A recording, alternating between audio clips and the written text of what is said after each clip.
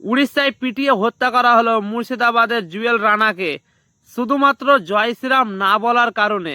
Social মিডিয়াতে প্রায় দেখা যায় যে কয়েকটি লোক যে কোনো একটি লোককে ধরে জয় শ্রীরাম বলা করাচ্ছে কিংবা ভারত মাতা জয় বলা করাচ্ছে। তারা যদি না বলছে তো তাদেরকে মারধর করছে, না হলে তাদেরকে হেনস্থা করছে, তা বাদে তাদেরকে বাংলাদেশি বলে তাদেরকে মারধর করছে। কিন্তু আমি একটা কথা বলতে চাই যে বাংলা কথা বললেই কি শুধু বাংলাদেশি? যারা বাংলা কথা বলে তারাই কি বাংলাদেশি?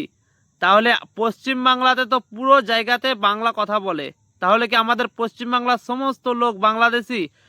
যারা এই সব খারাপ কাজে মন্তব্য দিচ্ছেন, যারা এই সব খারাপ কাজ করছেন, প্রত্যেকটি মানুষকে ধরে ধরে মারধর করছেন, এরকমভাবে হত্যা করছেন, প্রশাসনের কাছে আমার একটাই অনুরোধ যে এই সমাজে যারা বিশৃঙ্খলা ছড়াচ্ছে, মানুষের সঙ্গে মানুষের হিংসা বিবাদ ছড়াচ্ছে, তাদেরকে আইনের আওতায় আনা হোক আর কড়া থেকে কড়া শাস্তি দেওয়া হোক, যাতে করে তার শাস্তি দেখে অন্য কোনো লোক এরকম কাজ না করতে পারে।